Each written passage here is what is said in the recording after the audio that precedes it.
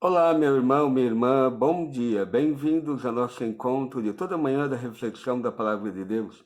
Hoje é dia 19 de fevereiro, sábado da sexta semana do Tempo Comum. Terminando mais uma semana e amanhã começamos outra com o domingo, o dia do Senhor. E eu espero que a liturgia de hoje já nos dê desejo do encontro com o Senhor amanhã na Eucaristia.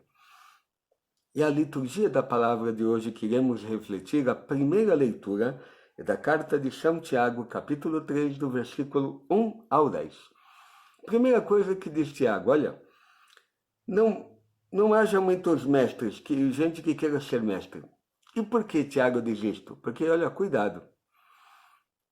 Aquele que é mestre, quem que é mestre? Aquele que ensina, aquele que tem que ter a missão na igreja do dom da palavra, do dom de ensinar, do dom de anunciar o evangelho, do dom de proclamar a doutrina da igreja. Este é o mestre, aquele que ensina, aquele que de fato fala a palavra de Deus ao povo para que escute, para que aprenda, para que se forme, não?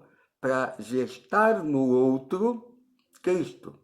Mas ele diz, cuidado, porque aquele que é mestre estará sujeito a um julgamento, no dia do juízo, do julgamento, mais severo do que os outros.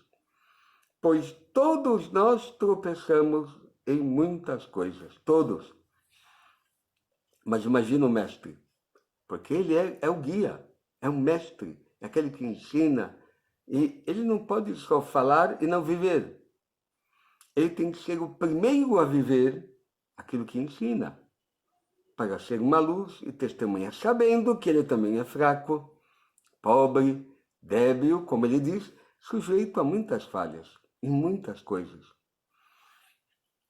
Mas como é mestre, puxa vida, o julgamento é pior.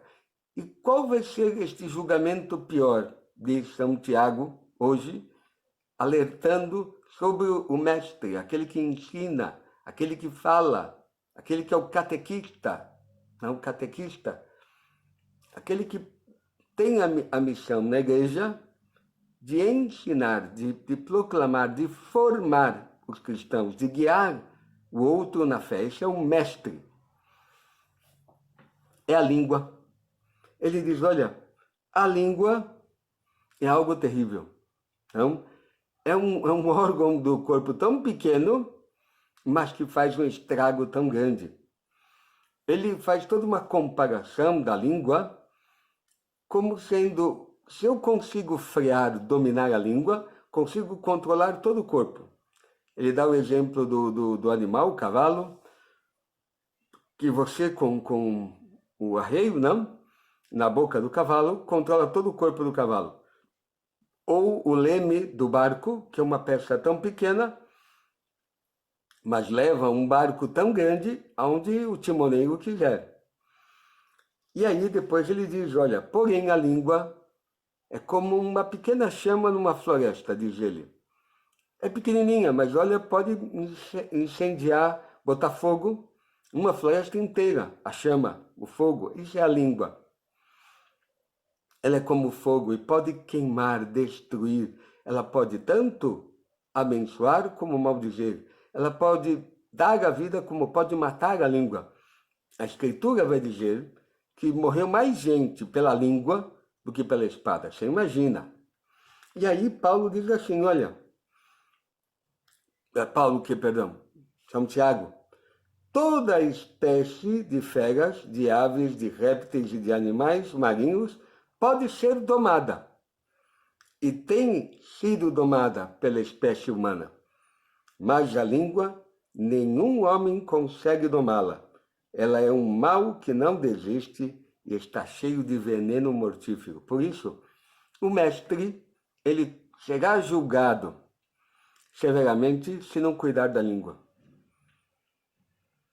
Ele tem o dom de edificar, de bendizer, de ajudar. Mas se ele maldiz, se ele murmura, se ele é a língua, fofoca, ou seja, a língua, tem que controlar a língua. Dirá a Escritura que a gente tem que ter mais capacidade de escutar e moroso para falar, para justamente não correr o risco de ser um falador. E aquele que fala demais, fala pelo cotovelo, às vezes fala o que não deve. Não é o que não quer, é o que não deve. E por isso o mestre pode ser julgado pela língua. Cuidado, como dizia no início da carta hoje.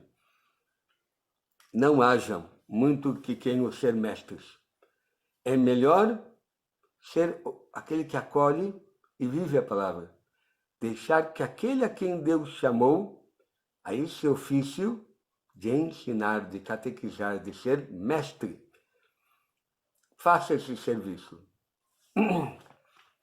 Porém, fazê-lo sabendo do cuidado que tem que ter com a língua, esse instrumento que ele usa para falar bem de Deus, não seja usado para matar, para falar mal do outro, enfim. Ele tem que cuidar da língua. E eu espero que o Senhor, nos ajude a frear a língua. Os judeus dizem que a língua é este órgão do corpo tão complexo, tão pequeno, mas ao mesmo tempo tão destrutivo, se a gente não cuida, não vigia, que Deus colocou duas barreiras na língua.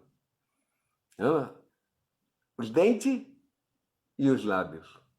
É melhor, às vezes, calar do que falar, e às vezes machucar, ofender, fazer o mal. E a língua é terrível.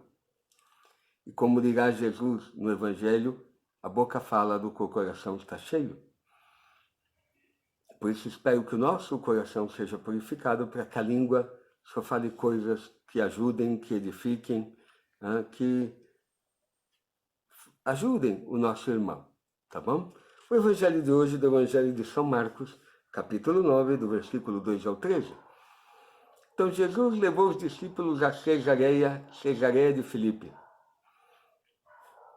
Lá perguntou aos discípulos quem ele era. E Pedro respondeu bem, tu és o Messias. Porém, Jesus esclarece que tipo de Messias ele é. Não é o Messias que todo mundo esperava, político, libertador, humano, que ia fazer uma libertação da dominação romana. Não. Porém, ele explica que é o servo sofredor do profeta Isaías. É o filho do homem do profeta Daniel, que é o título messiânico que Jesus escolhe melhor do que os outros títulos messiânicos que havia, para indicar que ele vai salvar, libertar. Será este Cristo, este ungido, este libertador, salvador, entrando na morte, entrando no mistério da cruz. Pedro se escandaliza, e Jesus ontem dizia depois aos discípulos, aquele que quer ganhar a sua vida neste mundo e irá perdê-la, aquele que perder a vida neste mundo vai ganhá-la, não? Viver, ser discípulo de Cristo e carregar a sua cruz de cada dia, da doença, a cruz de não sei, não? Tantas cruzes que temos, que agora me vem outra, parece que a doença agora domina, não, os nossos noticiários, o nosso dia a dia. Mas um sofrimento econômico, uma dificuldade no matrimônio com um filho, algo do meu caráter que me faz sofrer, minha cruz. Entende? Tanta coisa. Um defeito físico, algo que me faz sofrer. A cruz, carregar essa cruz de cada dia, sem murmurar, esperando a força, a assistência de Deus. Que Ele nos ajude, nos auxilie, nos dê a força de carregar a cruz de cada dia. Na fé. Viver na fé o mistério da cruz. Porém, hoje, Jesus avança um pouquinho. Ele viu que os discípulos ficaram escandalizados dele anunciar que teria que morrer, sofrer muito na mão dos doutores, mestres da lei, etc.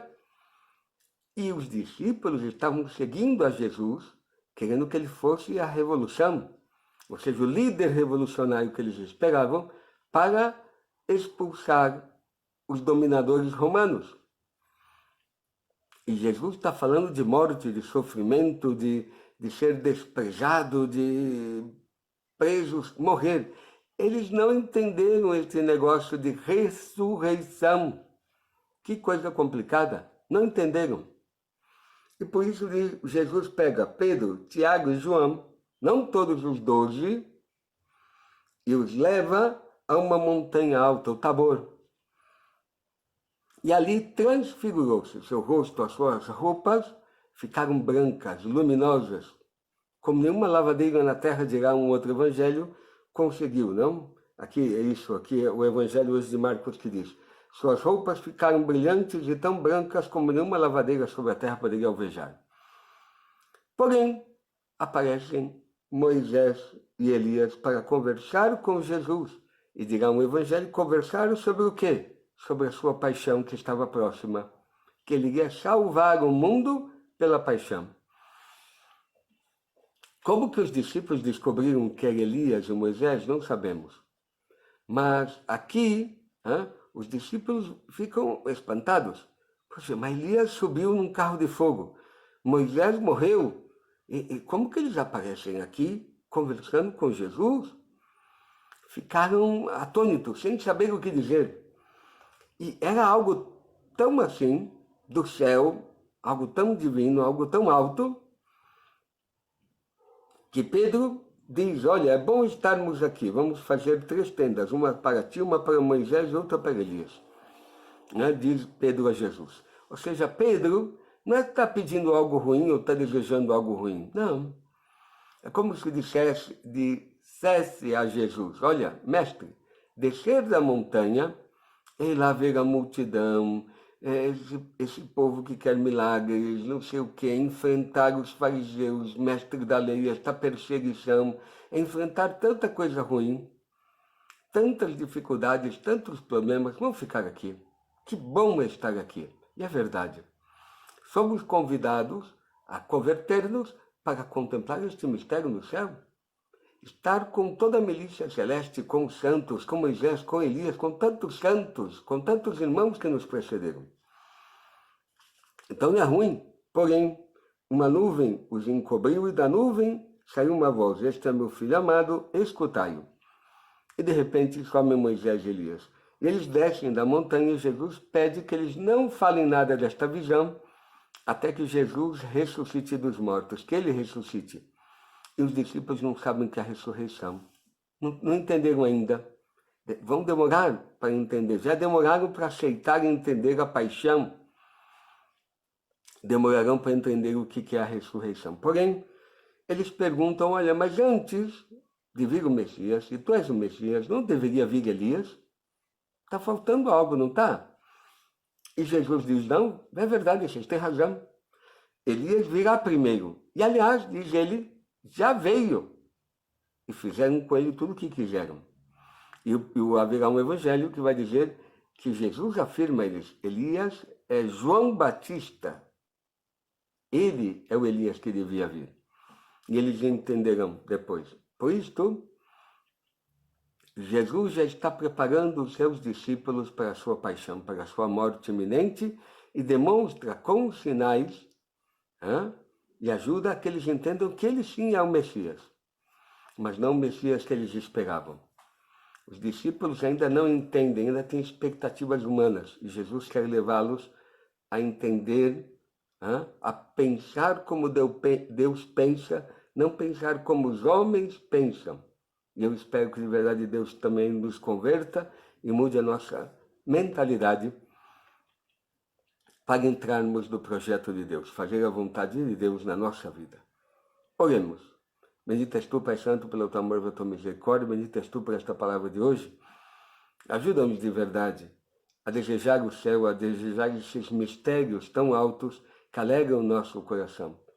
Que tu de verdade nos converta, que nós não deixemos que o nosso coração se prenda por tantas paixões, desejos, idolatrias, mas tenhamos desejo do céu, das coisas do céu, como hoje Pedro, que viu que era bom e queria armar a sua tenda ali, que nós também um dia queiramos amar a nossa tenda, a nossa casa, que é a nossa vida, estar contigo no céu. E te pedimos por teu Filho, que convosco vive e reina na unidade do Espírito Santo. Amém. O Senhor esteja convosco, Ele está no meio de nós. Abençoe-vos o Deus Todo-Poderoso, Ele que é o Pai, o Filho e o Espírito Santo. Amém. Até segunda-feira, meu irmão, minha irmã, para esse nosso encontro da reflexão da Palavra de Deus. E espero todos vocês nas missas deste domingo para celebrarmos juntos e glorificarmos o Senhor que nos ama e celebrar a sua Eucaristia. Até mais!